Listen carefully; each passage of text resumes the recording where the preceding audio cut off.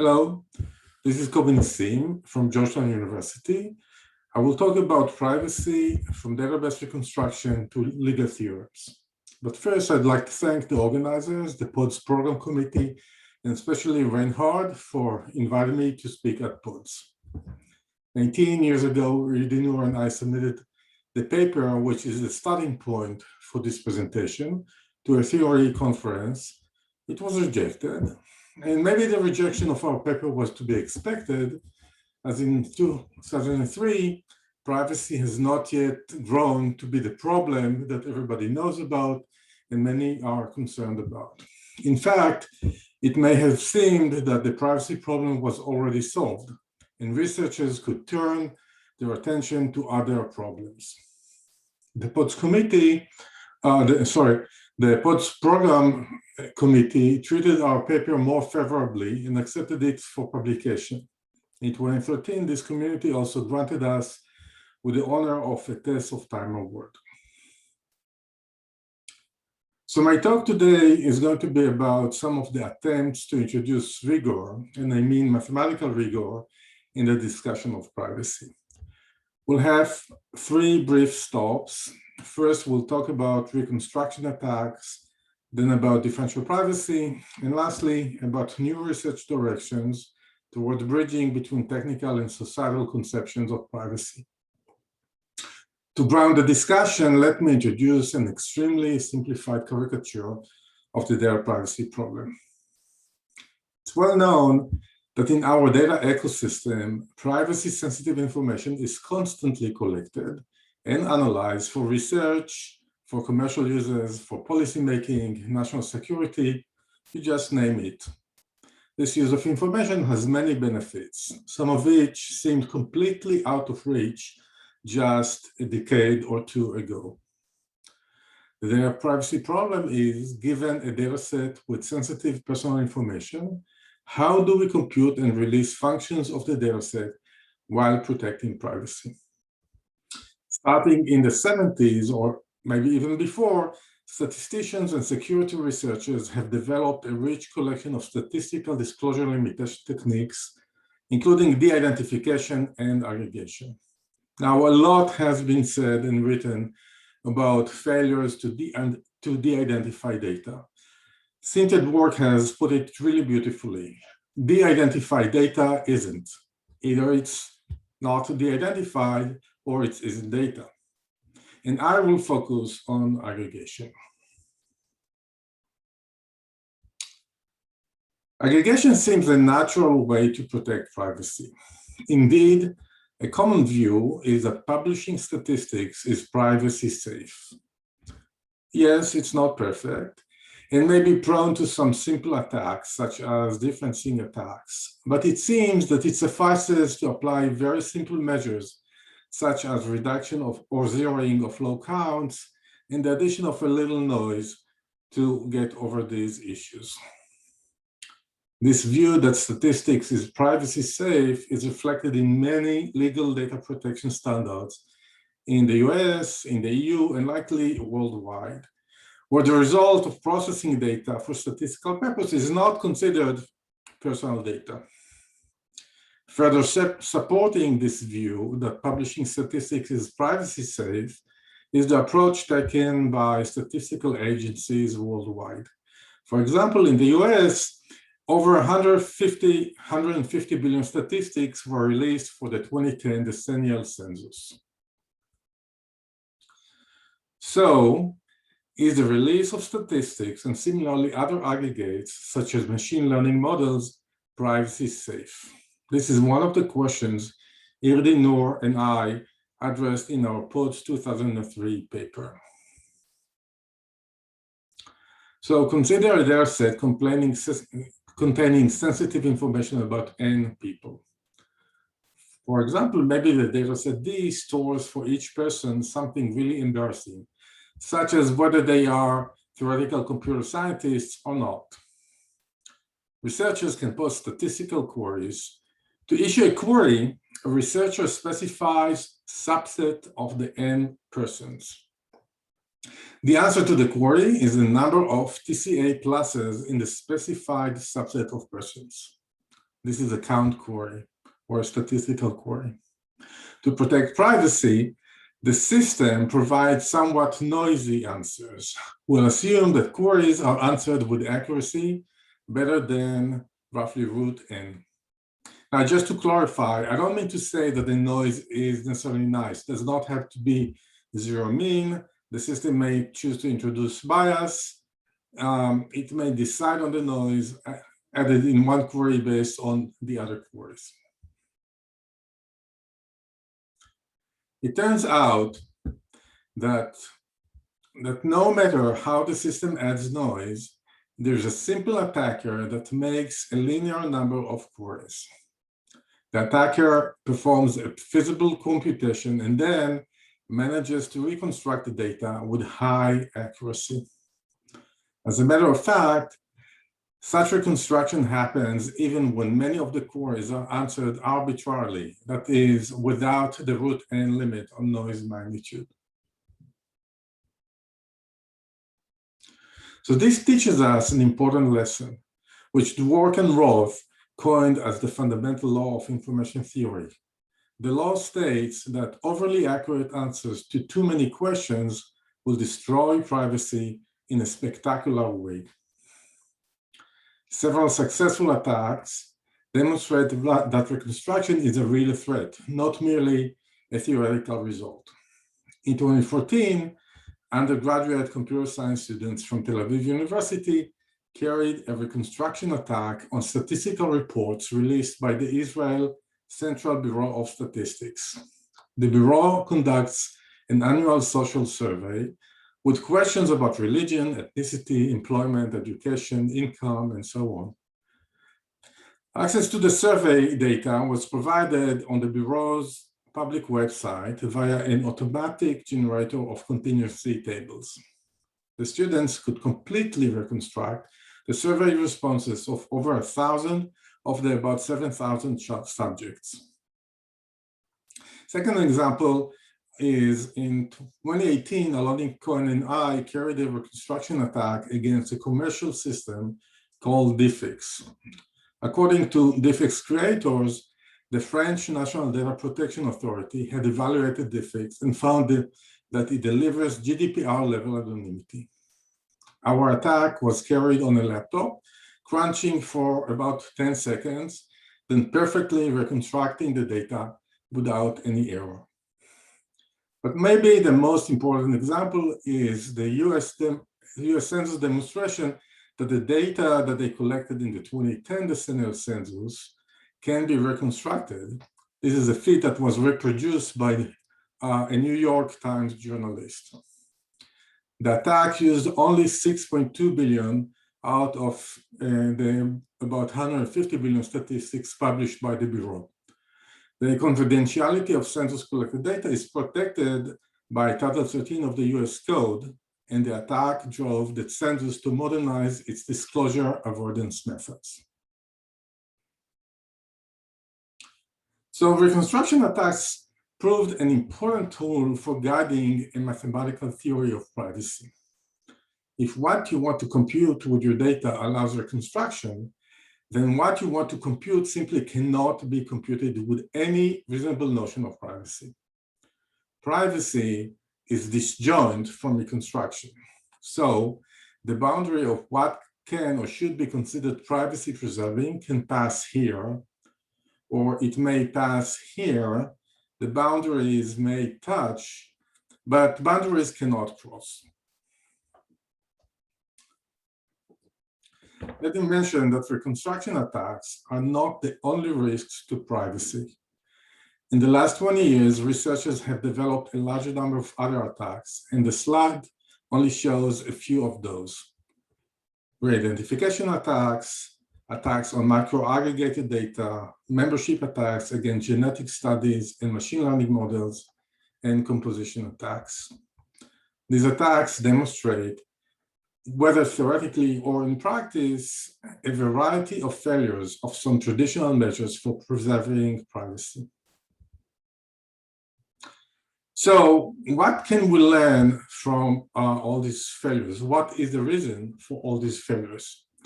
My personal lesson is that these are all cases where lack of rigor caused unanticipated failures. This is lack of rigor in clearly defining data protection goals and working towards understanding their semantics.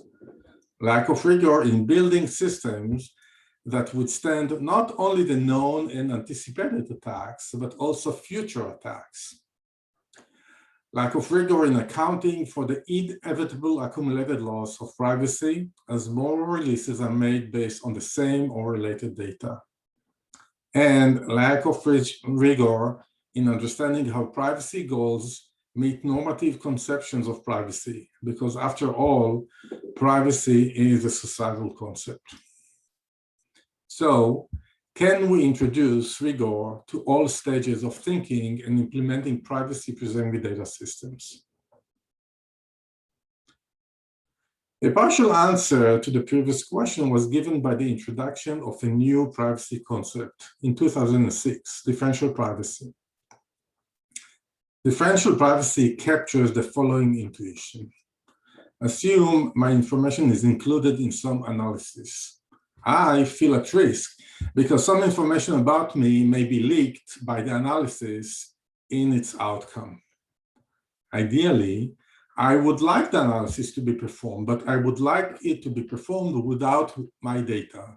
If my data is omitted, then there is no risk that the analysis may leak some information that is specific to me in its outcome. In the real world, however, my information is included. Differential privacy is a property of an analysis. An analysis is differentially private if its outcome is stable in the following sense.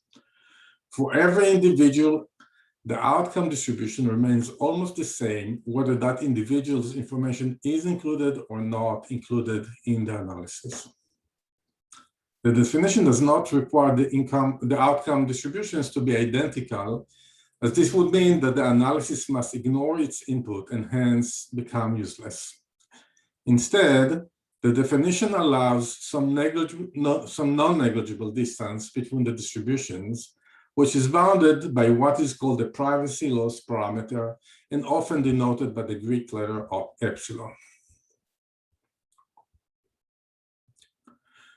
The intuition from the previous slide is formalized in this mathematical definition. Several variants of differential privacy exist. The one that I present here is referred to as pure differential privacy. The only parameter is epsilon. Having a well-formulated definition of differential privacy allows making formal claims that concrete mechanisms satisfy differential privacy. Another benefit of having a definition is that we can now examine the definition itself and learn its properties. Let me enumerate briefly some of the properties of differential privacy. One, differential privacy provides a concrete guarantee on informational harms that can be formulated in several useful ways. One way is to say that the probability of any bad consequence would be similar regardless whether a differentially private analysis uses my information or not. I can think of this as if I get almost the protection of opting out from the analysis, although I did not opt out. Now, two important properties of differential privacy, which are probably the main reason for its acceptance and success, are its robustness to post-processing and to composition. That is, the result of combining differentially private mechanisms and analyzing their outputs still satisfies differential privacy. The resulting value of epsilon is subject to a host of composition theorems. Furthermore, data cannot be used indefinitely. Leakage and hence privacy risks grow with use of the data. One hence needs to budget privacy loss and quantify its use. The composition theorems that I just mentioned can be used for quantifying and managing this budget. And the fifth property that I want to mention is that differentially private allows full transparency with respect to algorithms in use. Unlike traditional techniques that many of them required keeping some of the algorithm or some parameters secret. This transparency allows scrutiny by the scientific community, and furthermore, the knowledge of how noise is added allows analyzers to take this noise into consideration when they interpret the outcome of a differentially private mechanism. To have differential privacy as a new privacy concept on our map. So this is our map with differential privacy, and as a sanity check, notice that differential privacy excludes reconstruction. By now, there are several variants of the definition. I showed in a previous slide what is called pure differential privacy, but we have more variants and all have a similar flavor. In some settings, we have sharp transition from reconstruction to differential privacy. This means that in these settings, differential privacy provides essentially all the utility that can be provided with any reasonable notion of privacy. There's also some uncharted territory between differential privacy and reconstruction, and it is yet to be found if this territory can be occupied by an alternative, meaningful privacy definition or definitions. So, with differential privacy, we can reason about privacy with rigor, get mathematical guarantees that are related to privacy harms, with assurance that these guarantees will not deteriorate as attacks evolve, and more assurances. Are we done? Well, it's not really clear. Privacy is a normative societal concept shaped by philosophical and political thought, as well as by other areas of study. Differential privacy, on the other hand, is a mathematical definition. It's a technical concept. The fact that we call it differential privacy shouldn't be taken as evidence that it is about privacy. If we called it a differential giraffe, it wouldn't be about giraffes, right? So we have to ask whether the societal and technical concepts agree. And can we reason about this question, the relationship between the technical and societal concepts, with the similar level of rigor that we've given to differential privacy? After all, a chain of rigorous reasonings is only as strong as its least rigorous link. So what would be the benefit of our rigorous treatment of privacy if we did not carry it to the end? So in the last few slides, I'd like to focus on the question of bridging between legal concepts of privacy, part of the societal view of privacy, and the technical concepts.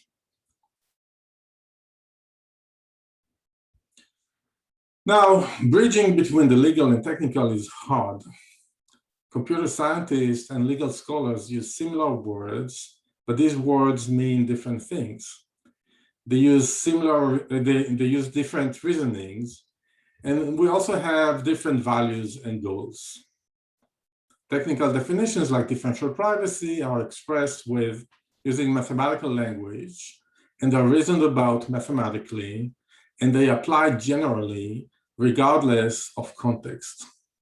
Legal definitions are wordy, or maybe very wordy, and not formal from a mathematical standpoint. There's a lot of ambiguity and large gray areas. Requirements, the legal requirements can differ from sector to sector. Sometimes different legal requirements are not in agreement between themselves. And sometimes legal expectations seem to be, at least, in contrast with our current scientific understanding of privacy. So, what can we actually do to understand where the legal privacy boundaries pass? It seems that the line would be fuzzy, but maybe we can sandwich it between well-defined upper and lower bounds in a way that would still be useful. Okay, and I'll give an example for how to do that. I'll talk about the General Data Protection Regulation, or the GDPR, This is the European privacy law that went into effect 3 years ago in May 2018. This legal standard governs the use of any personal information in the EU. Data can be accepted from the regulation if it is processed so as to be rendered anonymous or de-identified. So we ask, what is needed for a mechanism to render data non-personal? A partial answer is given in recital 26 of the GDPR. They say, account should be taken of all the means reasonably likely to be used, such as singling out to identify the natural person directly or indirectly. We would like to reason about singling out with both mathematical rigor and legal rigor. Now, recital 26 tells us that if a mechanism enables singling out attacks, then this mechanism fails to anonymize under the requirements of the GDPR. To understand what it means for a mechanism to enable singling out attacks, we refer to the text of the GDPR, as well as authoritative opinion documents prepared by a committee set prior to the establishment of the GDPR. It's called the Article 29 Working Party. It has been replaced by the EDPB, the European Data Protection Board. In particular, their opinion on the concept of personal data and their opinion on anonymization techniques give us some hints. So through legal analysis and mathematical modeling, to rule out a notion of singling out which is intuitive but impossible to protect against, I will speak about that in a few seconds, we developed a new privacy concept, which we called predicate singling out. And please, I'm sorry about the bottom of the slide, ignore it for a second, it shouldn't have appeared yet. According to our analysis, predicate singling out is potentially a weaker notion than the GDPR notion of singling out. Hence, if a mechanism enables predicate singling out, it also enables the legal notion of singling out and hence fails to anonymize under the GDPR. This allows us to prove what we call legal theorems, statements which are rigorous from both legal and a technical standpoint. In this case, about the insufficiency of a privacy technology for satisfying the GDPR anonymization standard. In particular, we show that k-anonymity enables predicate singling out and hence conclude that k-anonymity fails to anonymize under the GDPR. For differential privacy, we show that it prevents predicate singling out. This suggests that differential privacy may be more suitable than k-anonymity for the GDPR anonymization standard. However, we need to do more analysis for two reasons. The first reason is that predicate singling out is likely weaker than the GDPR notion of singling out.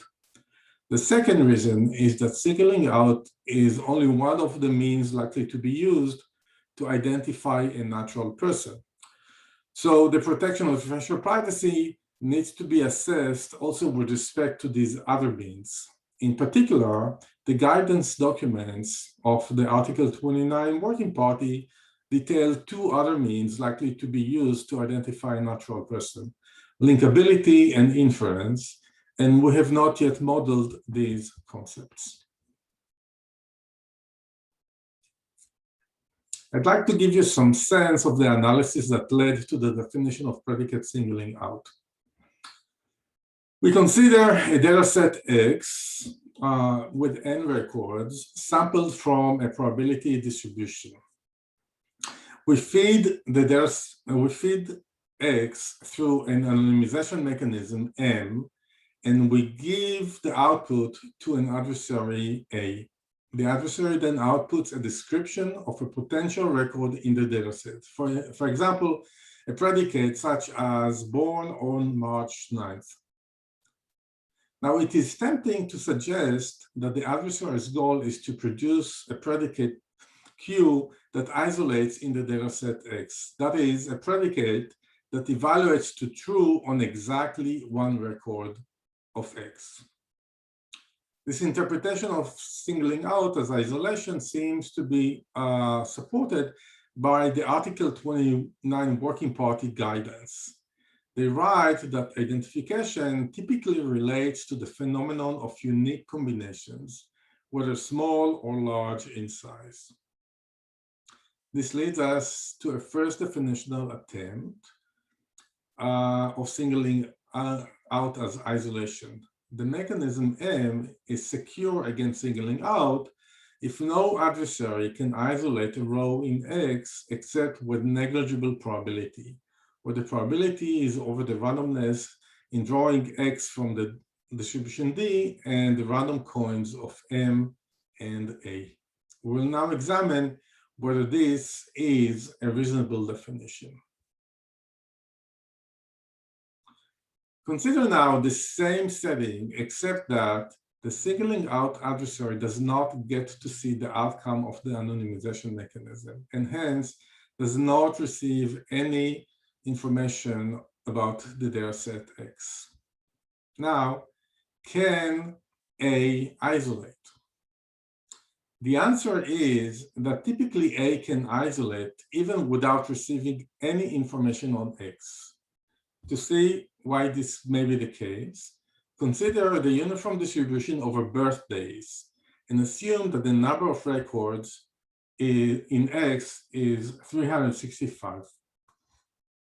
By picking an arbitrary date, A isolates with the following probability, which is written here. You have the expression here on the slide.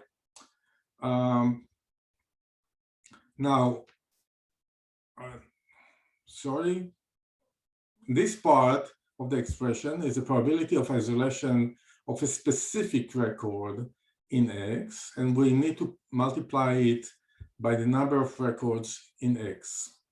Overall, we get that even without getting any information about X, A, the adversary can isolate with probability, which is approximately 37%.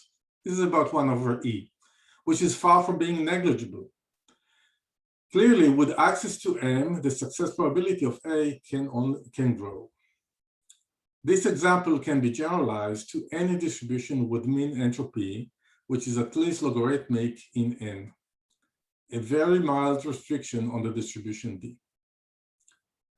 What we have seen teaches us two things. First, we need to take into consideration the weight of the predicate chosen by A. If A can choose a predicate with weight 1 over N, then isolation happens trivially with probability 37%. If A picks a predicate of very small weight, then the probability that isolation happens trivially, that is without access to M of X, is also very small. The second thing is that we need to take as baseline for comparison the probability of the trivial isolation, that is without M of X, with a predicate of a same or similar weight. I'm not getting to the detail of the definition of security against predicate singling out. Intuitively, it requires that the adversary's ability to isolate should be similar before and after a singing. So using this definition, we can now check the technologies like anonymity and differential privacy, as I described before. We can also, as we did with differential privacy, try to learn properties of this definition, and I refer you to the paper to see more details. Now let me conclude. We visited 3 topics on the path to establishing a sound and rigorous treatment of privacy. So we started with reconstruction attacks and what they mean in theory and practice. We continued with differential privacy and some of the definition's properties. And we concluded with the need for applying a high level of rigor also in making sure that our technological measures indeed serve the societal reasons for which they were designed and applied. I believe that there are many encouraging achievements along this way to developing a collection of technical and legal tools that work together towards providing individuals with the protection we need. But clearly, there's still a long way to go. Thank you so much for attending this talk.